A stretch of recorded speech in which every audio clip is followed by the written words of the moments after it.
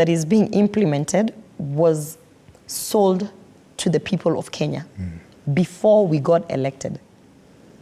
We have a Kenya Kwanza manifesto called the plan. The plan, yes. Yes. That plan was launched and it was sensitized all through nationwide. And that plan actually came about from all the economic forums that we as a government went around. You remember that time when we were campaigning? Did you tell them that there would be more taxes under which these programs would be implemented? Yes. Yes. So your electorate is beginning to wonder? No. What is happening is, as opposition, you have to do something, right? You can't just be opposition sitting by the sidelines. So opposition is doing their work. Okay. You're saying you went to the economic forums. We went to the economic forums. Yeah. Personally, because I was very involved in the Nyanza economic region and the Kisii and Nyamira economic forums. Yes. And that same framework is what was done through all the counties. And you know, when we're going to the economic forums, we were asking people, come, tell us, what do you think as a person? Why would you vote for anyone to come in? And people would come. For instance, in Kisii, people came and said, you know, this soapstone has been an issue.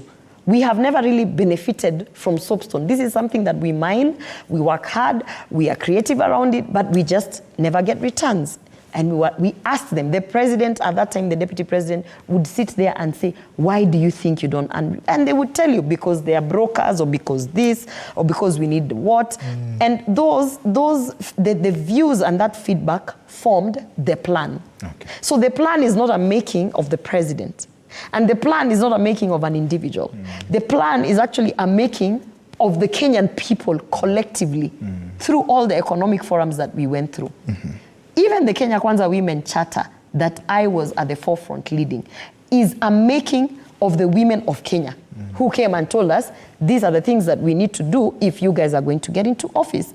I even remember bringing together the civil society. That I did as an individual. I brought together the civil society in one room, and at that time, my party leader, as the deputy president and a candidate aspiring to lead those people, asked them, and I remember it was in Karen, all these leaders of all these NGOs, and asked them, what is it that you would like for a government to do for you as the civil society space? And they articulated their issues, and based on that, it formed some of the things like the Women Charter, the Education and Teachers Charter, you know, all these other charters that came, even the People with Disability Charter, we had that.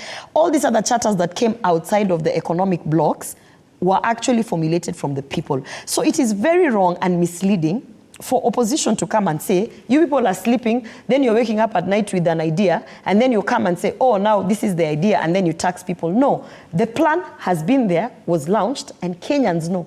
There are people who will tell you, me, I only voted for William Ruto because he told me atashukisha fertilizer. There are people who will tell you, me, I only voted for him because he told me as boda boda, I will access a hustler fund, which we have implemented. So all these things have already been endorsed by Kenyans. And what is happening is, Kenya Kwanza is taking the hard decisions to finally, as the only government, deliver promises that we had pre-election.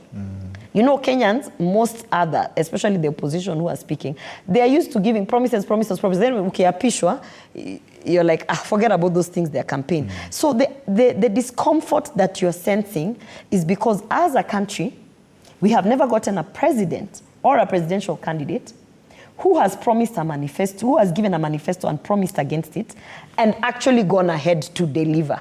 We have never? We have never. How about Mwai Kibaki then? Show me the manifesto against what he delivered. But at least you know what I'm trying to say is free education that was maybe that one thing. And you know, if we just picked one thing, for instance, if we just focused on the hustler fund only, we would not be having conversations about affordable housing. We would have also said, we brought hustler fund and that's it. We could have just picked one thing. We could have actually, forget hustler fund, we could have picked one thing and say, we are just going to focus on agriculture. And we give subsidized fertilizer and forget about affordable housing, forget about healthcare, forget about, because the discomfort is that we are actually very intentional to deliver on each and every promise. And I can tell you there were a lot of promises.